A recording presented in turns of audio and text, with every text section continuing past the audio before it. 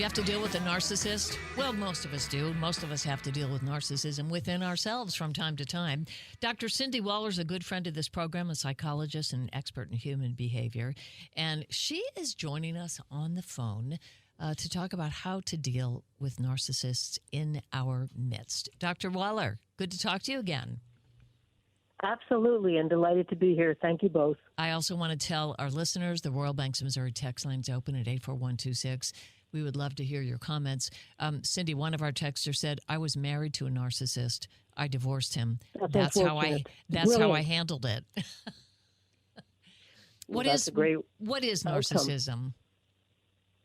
So narcissism is somebody who believes in their self-importance, that they're superior in every way, intellectually, emotionally, physically, sexually, and there's no need for them to evolve, no need for self-improvement, because they're the best of the best.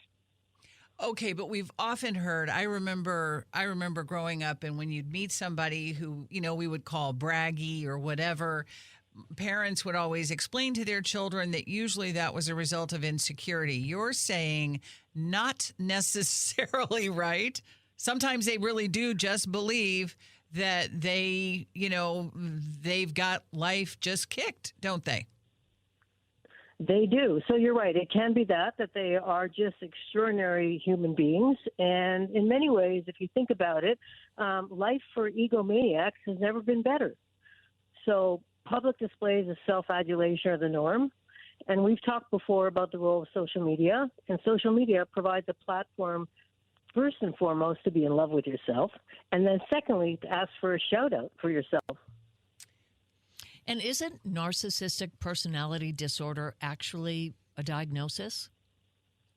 It is a diagnosis. You're absolutely right. I'm going to make you an honorary doctor right now. So 1% of the general population is diagnosed with narcissistic personality disorder. And so, as you suggest, they are among us, whether it's in our personal life and our professional life.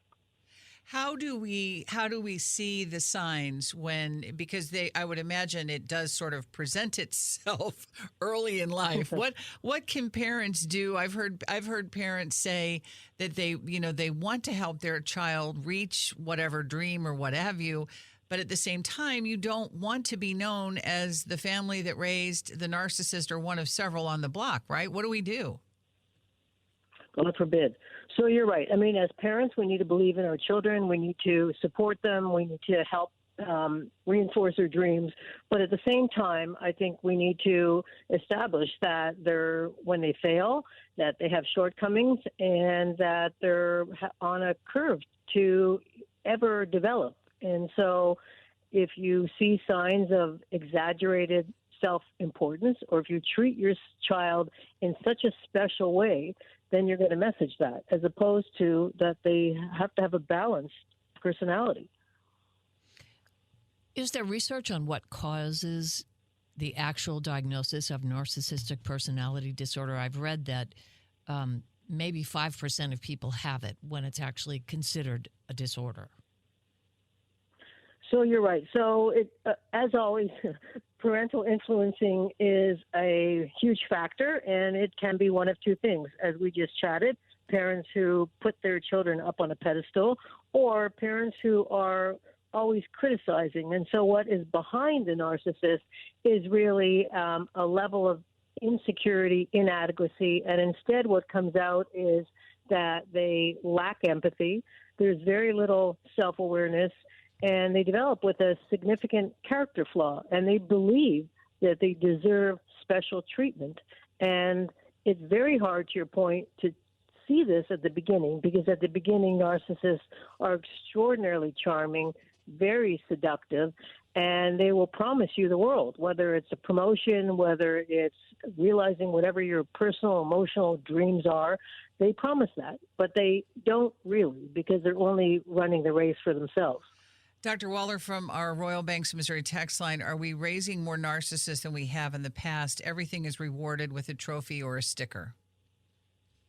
Everything, even playgrounds now are rubberized. So your children, I grew up, I had Band-Aids all over from scraping and falling, and that was the norm. Now our children, God forbid, should have a bruise or bleed in any way. And so I think there is some greater emphasis on providing that specialness to children, and we do need to be careful around, again, giving praise, building confidence, but that our children and people out there we're all the same, and we should be treated as equal and not necessarily very special. Well, and this is something that Jennifer and I, this is a theme.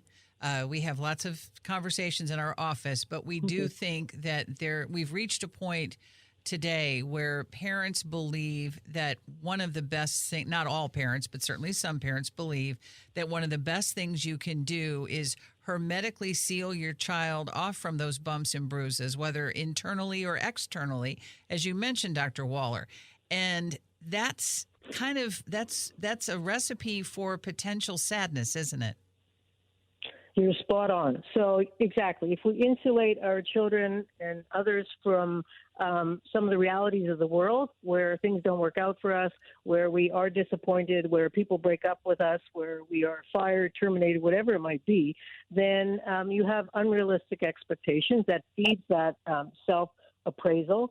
And at the end of the day, a narcissist has a fan club with only one member. Dr. Waller, I think, as we said, maybe 5% of the population actually would be diagnosed as narcissistic personality disorder, and there is psychotherapy available and help. But for the rest of us, how can we avoid becoming too narcissistic? Because when you think about it, what do most adults have trouble with? We have trouble receiving critical feedback.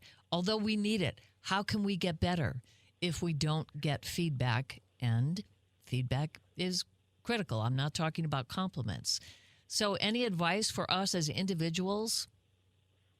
Absolutely. First off, back to your feedback from one of your callers, the best treatment for narcissism is surgical removal. So although, as you say, there's therapy for narcissists, because they lack self-awareness and they lack empathy, and it's a serious character flaw, the best thing to do is to remove that individual.